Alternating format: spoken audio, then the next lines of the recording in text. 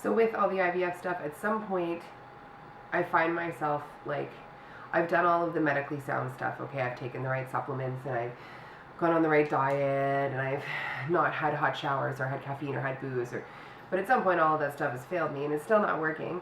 And so I start thinking to myself, like, maybe it's time to start listening to, like, the random scary shamans and old wives' tales. Like, no problem, I'll sleep with a onion under my bed and put Vicks Vapor Rub on my feet while I'm sleeping. Like, whatever, man, as long as it's not going to hurt. If you have some extra input here, like, I'm in it to win it. No problem. So I thought it might not be a bad idea for us to put together a video about the top 10 weird things we've done during this crazy IVF process to make things happen. So this is the list. This is the list of weird stuff. If you have other weird stuff that you've done that I haven't tried yet, you let me know, because you'll see there's some unofficial things that I've been doing lately. Anyway, here we go. So number 10, I take a concoction of pills that is unbelievable. I think I did another video on this. I take, like, I think I'm up to 26 pills a day now. It's just ridiculous. So I'll put in some footage of what it looks like when I fill my, like, Sunday to Monday pill case here.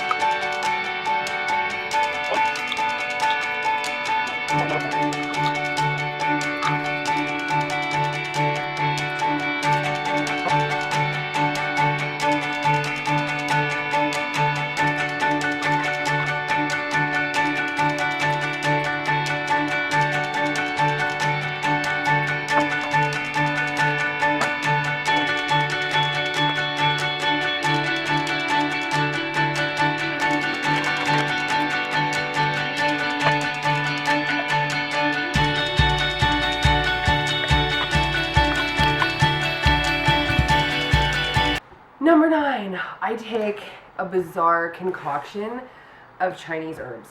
So the guy that does some of my Eastern medicine stuff is making me up these pouches of medication, and quite honestly, they're, like, hideous looking. I'll show them to you when I pick up my first pack. But the first thing he has me on is royal jelly, and when I went to the store to look for it, it rang. I don't know if you can maybe go. It rang in, the guy didn't know what I was talking about, and it rang in under, like, the proper Chinese name for it. So I'm not sure whether you can actually read what's happening here. I certainly can't even try to pronounce it, but it rang in. I was like, all right, well, that seems reasonable. It's disgusting. I don't know if you guys are having royal jelly. It is not good. It doesn't matter what smoothie you put it in or how, like, it's, bad things are happening. Number 8, I eat so many vegetables in a day now. Like, I mean, I've always eaten a lot of vegetables, but now I find myself eating, like, this size of vegetable. Like, when did this become something that I purchase and eat regularly? This is one zucchini. This is one zucchini. Number 7, I wear a necklace with a wishbone on it.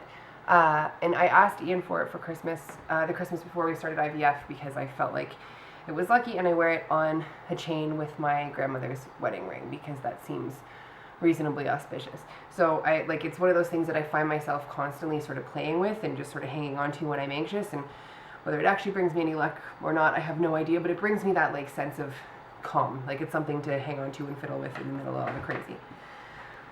Number 6, I have had for the last 7 months a smoothie for breakfast and a smoothie for dinner.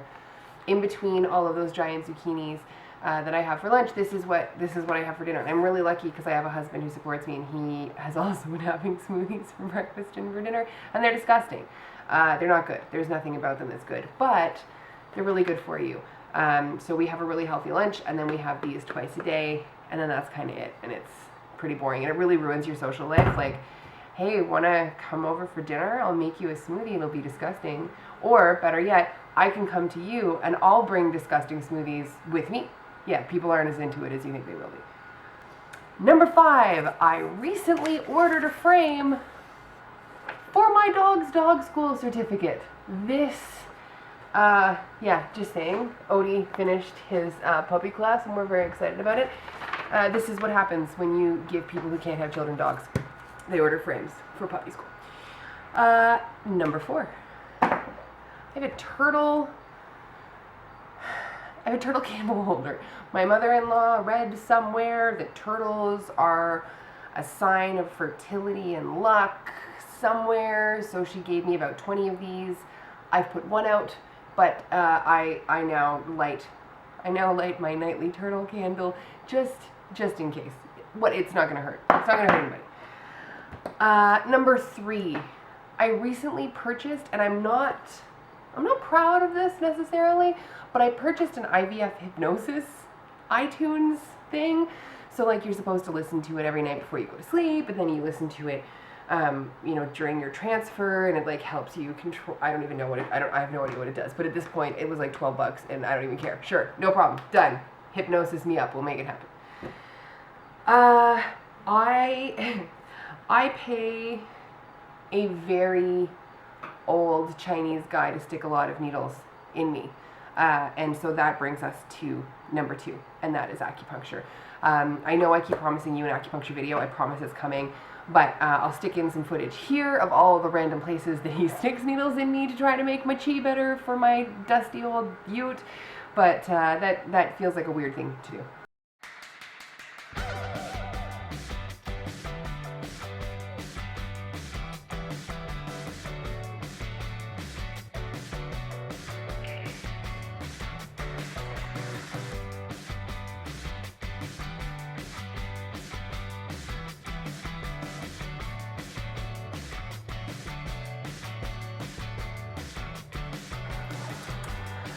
Number 1, my sister-in-law made me ye old Christmas sperm for Christmas out of like glitter construction paper and googly eyes, and I actually put it on my tree because I was afraid that if I didn't, I would anger the sperm gods.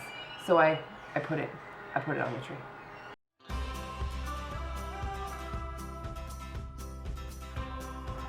I recently, my girlfriend had a baby, and I recently laid her across my lap, like tiny little newborn. Hold on, let me demonstrate. Tiny little newborn, like laid her across my lap. It was like, okay, talk to the eggs and tell them they're your people. You speak their language. Like, talk to them, tell them to come. Anyway, that is our top 10 list of weird crap we've done during the IVF process to try to speed it along and make it better.